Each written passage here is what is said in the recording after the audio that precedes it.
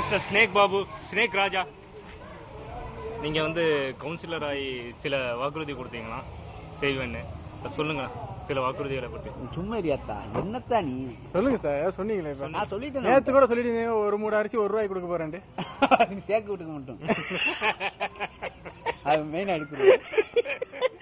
அந்த காண்டோன்ற விஷயம் நீங்க மட்டும் எனக்கு மட்டும் தந்தீங்கன்னா அது நல்லா இருக்காது. நான் கேட்கறேன். இல்ல உங்க அதான் சாய்க்காத சொல்லிட்டாப்ல மருமகனுக்கு வந்து அரிசி மூட்டை கொடுத்துங்க. நீங்க இறங்கி கான் தோன்றன்னு சொல்லியிருந்தீங்களா? அவர் எத்தனை வீடு கான் தோண்டுவீங்க? முதல்ல கான் நான் தோண்ட மாட்டேன். கான் தோண்ட ஆள் அனுப்புவேன். அந்த அனுப்புற அந்த குழுவுல நீங்கள் இடம்பெற்று இருப்பீங்களா? ஒன்னு டைரக்டர் மட்டும் தான். சரி, உங்களுக்கு ஸ்னேக் ராஜான்னு எப்படி அடைமொழியா வந்துச்சு? சொல்லுங்க. ஸ்னேக் ராஜான்னு உங்களுக்கு அடைமொழி எப்படி வந்துச்சு? ஷேக்டரும் கேட்கணும். ஷேக் பாபு மாதிரி ஷேக் ராஜா. சரி, ஓகே. நீங்க இன்னும் என்னென்ன நல்லது செய்யறதா ஒரு திட்டமிட்டு சிகரெட்டை வேற அடிச்சுக்கிட்டு இன்னும் ஆன் பண்ணவே இல்லடா. ஆன் பண்ணவே இல்லையோ? இல்ல ஓடிட்டு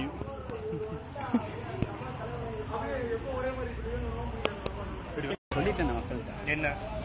15 வீட்டுக்கு வந்து ஃபுல்லா வயிறு மாத்திக்கலாம். வேற இல்லாத ஏழை. சரி, வேற ஃபர்ஸ்ட் நடவடிக்கை அதான். என்ன வயிறு நல்லா தானே இருக்கு. நிறைய வீட்டு இது என்ன? நானே இப்போ எல்லா வீட்டுக்கு போய் போட்டு இதுல அமுட்டு ஒரு வயிறு மிஸ்டேக் ஆகுது.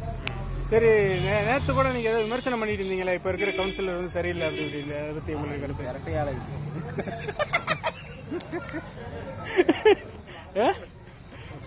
இல்ல கேமரா ஆன் பண்ணணும் ஒன்னும் பேச மாட்டேங்கிறீங்க. நேற்று போட்டு கிளிக்கின்னு கிழிச்சிட்டு இருந்தீங்க.